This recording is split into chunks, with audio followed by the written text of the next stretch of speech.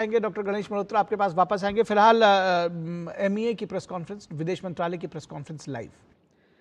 As you may recall, the removal of the requirement of transit visas for Indian passport holders was agreed between Prime Minister and President Macron during their meeting in Mumbai in February this year. The government of France has now operationalized this agreement, and Indian nationals transiting through mainland France exclusively by air will no longer need a transit visa with effect from 10th April 2026. So please note the date, 10th April 2006. The decision reflects the enduring partnership between India and France, elevated to the level of a special global strategic partnership during the recent visit of President Macron, and further facilitation of smoother movement of people and enhanced people-to-people ties. So this is the announcement. We'll also have a press release on this, so you can refer to that. With that, I open the floor for questions. France ने एक पहल किया है। जब president Macron की यात्रा हुई थी भारत की, उस दौरान भारत और फ्रांस के बीच में ये तय हुआ था कि जो हमारे लोग हवाई मार्ग से फ्रांस जाते हैं उनको ट्रांजिट वीज़ा की ज़रूरत आगे से नहीं पड़ेगी। इस समझौते को फ्रांस की सरकार ने इसको लागू कर लिया है और ये 10 अप्रैल 2026 से अब लागू होगा। विशेष जानकारी के लिए और अधिक जानकारी के लिए जो हम लोग प्रेस विज्ञप्ति इस पर जारी कर रहे हैं, उस पर आप नज़र डालें। 10 अप्रैल से लागू हो, विथ इफेक्ट फ्रॉम, सॉरी, हो गया।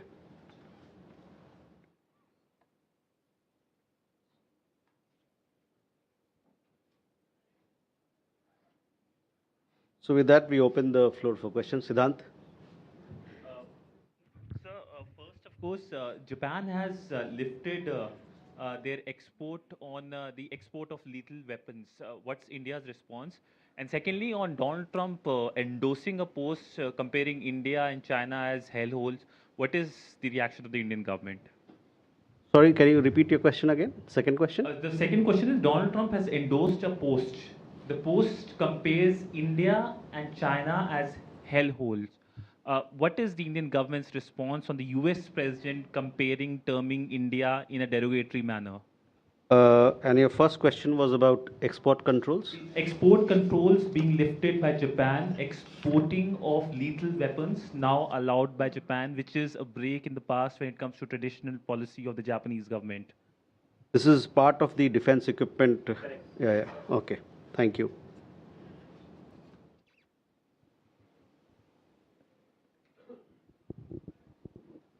सर, रक्षा मंत्री राजनाथ सिंह ने कल कहा कि पश्चिम एशिया के मुद्दे पर भारत भी कोई आने वाले वक्त में भूमिका निभा सकता है। उस भूमिका को लेकर अगर कोई जानकारी आप साझा कर सके, किस तरह की भूमिका हो सकती है?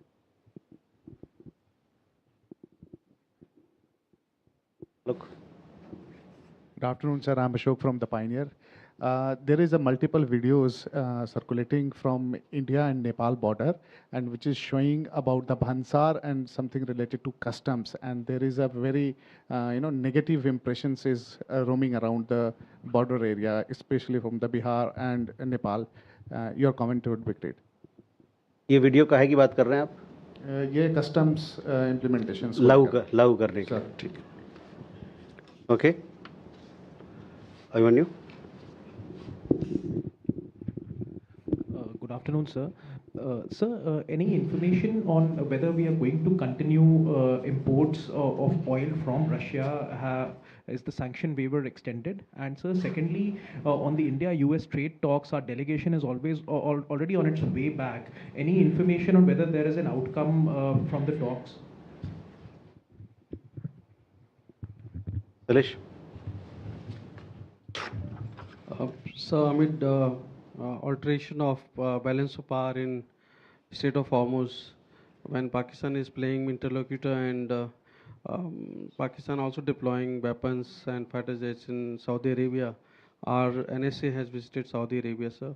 So how is it's gonna make our position stand in there, and amid the escalation and ongoing blockade, sir?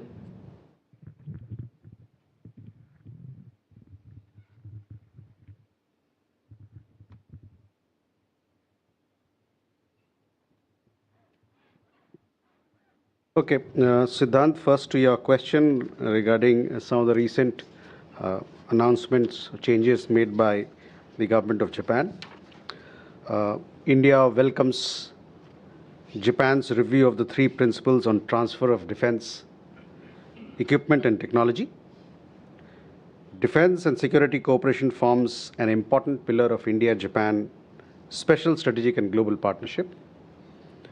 As part of the joint declaration on security cooperation between India and Japan, both sides have committed to increase practical cooperation in the interest of their national security and continued economic dynamism.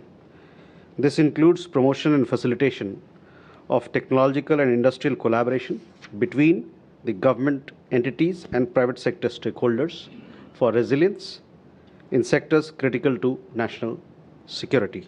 So we welcome the steps that have been announced by Japan. In regard to your second question, we have seen some reports. That is where I leave it.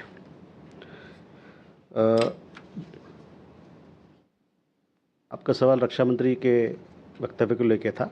देखिए, जहाँ तक पश्चिम Asia का सवाल है, वहाँ जो संघर्ष चल रहा है, उस पर हमारी नीति बहुत साफ है कि हम हमेशा से शांति के पक्ष में खड़े रहते हैं और शांति के पक्ष में, शांति के पहल के लिए कोई भी कदम उठाया जा रहा है या उठाया जाएगा, उसका हम समर्थन करते हैं.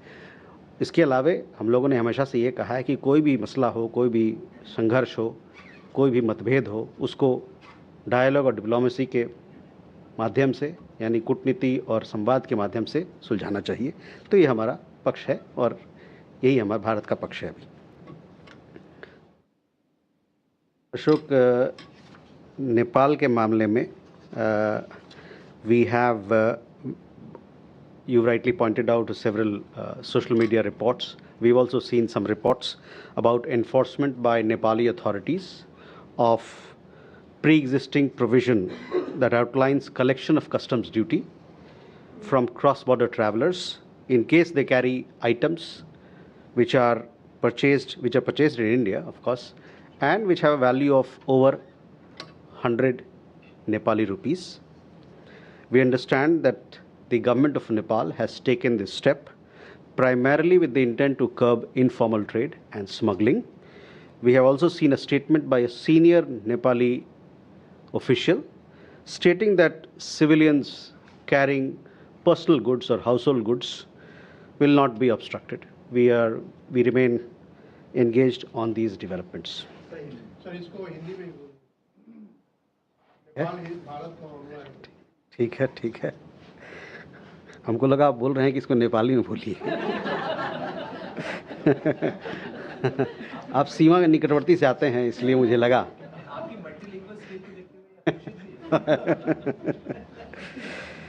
कुछ रिपोर्टें हम लोगों ने देखी हैं, कुछ खबर देखा है जिसमें ये बताया जा रहा है कि नेपाल की सरकार जो भारत से लोग जाते हैं और अपने साथ कुछ सामान लेके जाते हैं, उस पर वो कस्टम्स ड्यूटी लगाएगी. ये प्रावधान पुराना है, लेकिन उसको अभी उन्होंने लागू किया है. साथ ही साथ ये हमारा समझ है कि ये जो कदम नेपाल के सरकार ने उठाया है, ये जो अनौपचारिक व्यापार चल रहा है और साथ ही साथ जो तस्करी चल रहा है, उसको ख़त्म करने के लिए, उसको कम करने के लिए, इसके लिए कदम उठाया गया है. मैं भी ये भी कहना चाहूँगा कि एक वरिष्ठ नेपाली अधिकारी की तरफ से ये वक्तव्य आया है कि जो लोग भारत से जो लोग नेपाल जा रहे हैं, अपने साथ में वो निजी सामान ले जा रहे हैं और निजी इस्तेमाल के लिए ले जा रहे हैं, तो उस पर कोई रुकावट, उस पर कोई कदम नहीं उठाया जाएगा. 100 रुपया से अधिक पर पैसा लग रहा है. ठीक है, उसमें तस्करी कहाँ हो सकती है? 100 रुपये. जैसे मैंने कहा कि ये कदम उन्होंने उठाया है और जो लोग अपने निजी इस्तेमाल के लिए सामान अपने साथ ले जा रहे हैं, एक मिनट सुन लीजिए, जो लोग हमारे यहाँ से नेपाल की यात्रा कर रहे हैं और साथ में अपने सामान ले जा रहे हैं और वो सामान उनके पर्सनल यूज़ के लिए है, निजी मामलों के लिए है, हाउस होल्ड गुड्स में आता है, तो उस पर कोई कस्टम ड्यूटी नहीं लगेगा। बाकी रहा कि इस मुद्दे पे नेपाल सरकार से हम लोग बात कर रहे हैं। Amani, on oil, again, I will only say what I have said on several occasions. Please refer to a statement. That remains our point, that energy sourcing for us is based on certain parameters, and those parameters I have emphasized them in the past as well, and it continues to be that. That remains to be the case. On bilateral talks on India-US bilateral trade agreement, yes, a team from the India went to Washington, D.C. for negotiations on a bilateral trade agreement. These engagements are ongoing and constructive. Both sides are working towards a balanced, mutually beneficial and forward-looking trade agreement, taking into account each other's concerns and priorities, and to reach a trade target of $500 billion by 2030. So that is where we are on the bilateral trade agreement.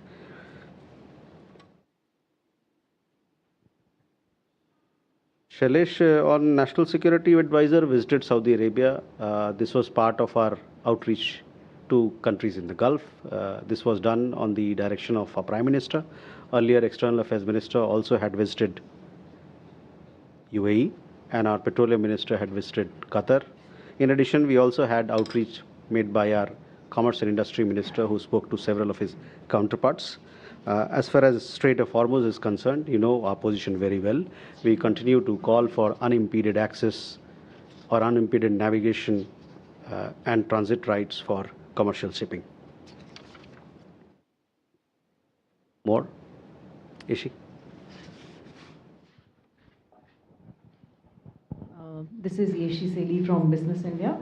How many ships are still stuck in Hormuz, especially after that incident where a ship which was cleared was fired upon?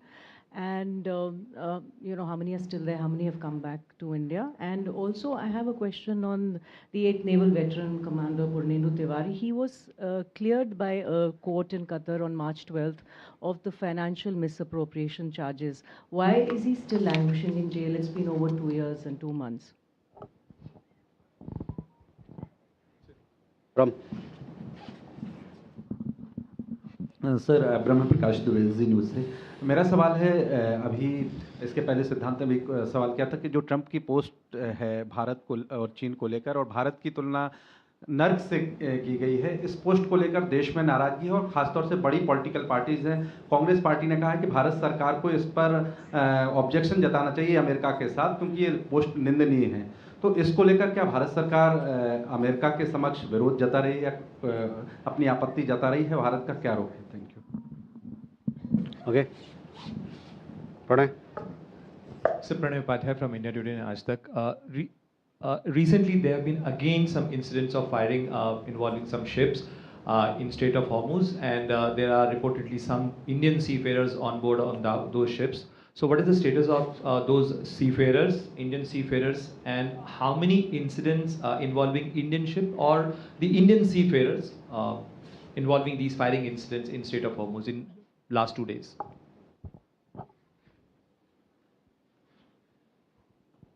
Please. Saurabh from the Outlook Business. Is India still importing the Iranian oil, and if yes, can we get some details?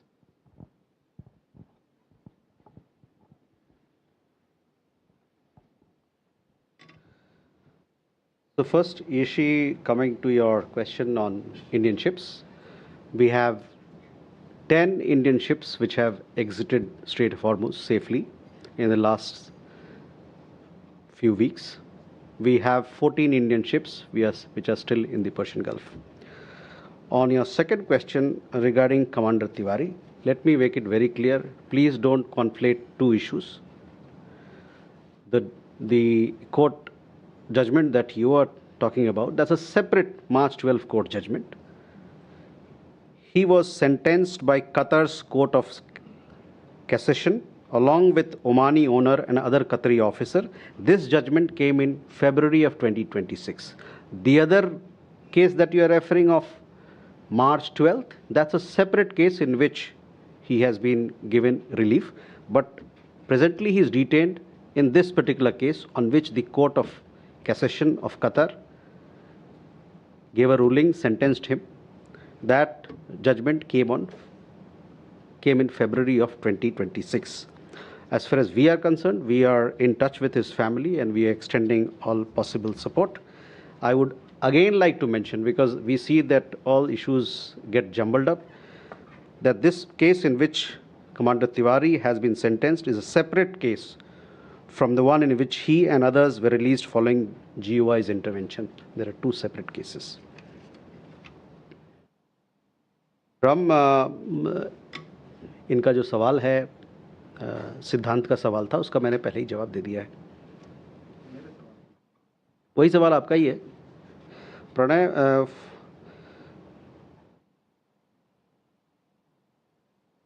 कल की बात है, जो firing हुई, 2 विदेशी जहाज पे firing हुई थी. उस पे कुछ हमारे भारतीय क्रू मेंबर्स नाविक थे, वो लोग सुरक्षित हैं.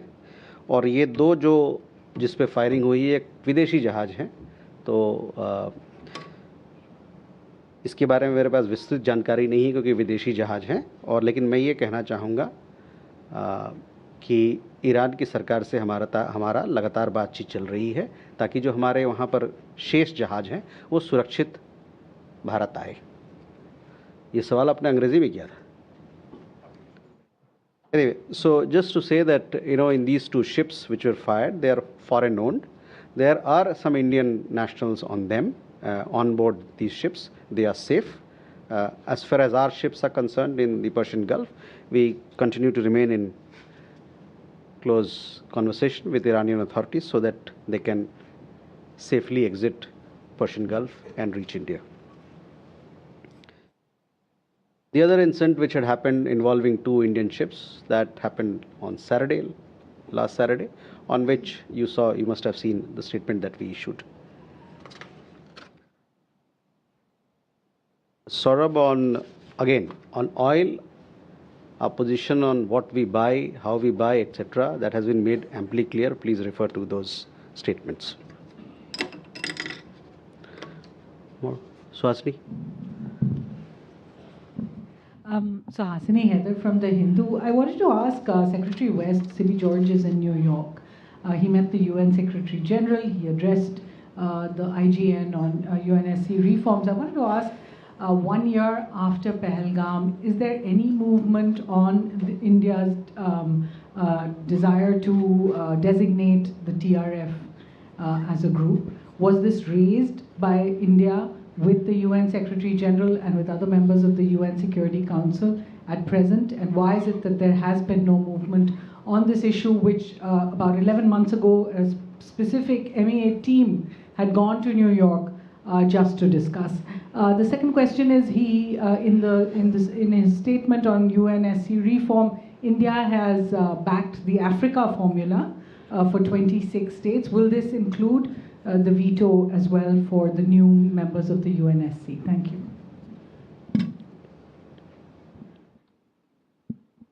Jessica. Hi sir, this is Jessica Taneja for Doordarshan Network. According to Bangladeshi media reports, they're suggesting that ammunition made in India by the ordnance factories has been found in the Chittagong hill tracks. Any comments on that? Please. Hi, I'm Shalu from Deutsche Welle. I have 2 questions, sir. On Defense Minister Singh's visit to Germany, could you share how close the 2 countries are to locking the submarine deal? And the other question is about, we're hearing some reports on Mr. Modi's upcoming trip to Europe for the India-Nordic Summit. Could you share the agenda, the dates, anything you may have finalized? Neeraj. Sir नमस्कार, मैं नीरज दुबे प्रभा साक्षी से. Sir, Ukraine के राष्ट्रपति ने प्रधानमंत्री मोदी और कुछ अन्य विश्व नेताओं का नाम लेकर कहा है कि उन्हें राष्ट्रपति पुतिन को वार समाप्त करने के लिए सीधे सीधे कहना चाहिए, क्योंकि वो और बाकी मध्यस्थता के जो प्रयास थे वो सब विफल हो चुके हैं. तो इस पर आपकी क्या प्रतिक्रिया है? Okay. So first, coming to Suhasini, your question, Secretary West is traveling or has traveled to New York. He made several statements there, including, if I'm not wrong, in the ECOSOC. He also met the Secretary General, and several issues that are part of our agenda at the UN were discussed. In regard to TRF, I can say that the monitoring team is considering this, and we continue to push hard because we want to strengthen global fight against terrorism. And in that regard, it's important that UN member states are on board with how we approach fighting terrorism globally speaking. On UN reforms, UNSC reforms, these are some of the technical issues, but our point remains that global governance needs to be changed because they have to be anchored in contemporary realities. There are several proposals. I am not particularly clear about the technicalities that you mentioned, but yes, we want to push for broader, more democratic global governance, which includes the voice of the global south, which includes other countries who aspire to be. India, of course, has a stake in expanding global governance reforms. Jessica, your question, we have seen some reports. It would not be appropriate for me to comment on unverified media reports on this particular issue, but it may be noted that Indian ordnance factories operate under strict guidelines and under very strict accountability and stringent accountability frameworks. Shalu, on the visit of Defense Minister, this visit has happened after some time. You saw we had the Chancellor of Germany visiting India this year, and this is a follow-up visit. Both countries want to strengthen their defense ties. The visit covered several aspects. You would have seen the press release issued by the Ministry of Defense, but just to reiterate some of the highlights, this was an official visit of Raksha Mantri, which took place from 21st to 23rd of April. He held bilateral talks with his German counterpart, His Excellency Mr. Boris Pistorius, focusing on defense industrial collaboration, military-to-military engagements, and opportunities in emerging defense technologies. Two key outcomes of the visit includes the signing of the Defense Industrial Cooperation Roadmap and implementing arrangement for UN peacekeeping operations training. Raksha Mantri also addressed the German Parliamentary Standing Committee on Defense and Security. He also met with several defense representatives in Germany. In addition, he had public engagements as well, which means he went to the Humboldt University to speak there, and he also had an interaction with the Indian community in Berlin. This visit of Raksha Mantri came after several years, after a gap of 7 years, but it has given a big boost to India-Germany defense partnership. Neeraj, आपका सवाल Ukraine को लेके। Ukraine पे जो हम लोग पहले कहते रहे, भारत हमेशा से शांति के पक्ष में रहा है और हम चाहते हैं कि कोई भी मसला है उसको संवाद के माध्यम से और कूटनीति के माध्यम से सुलझाया जाए। Thank you very much. Thank you.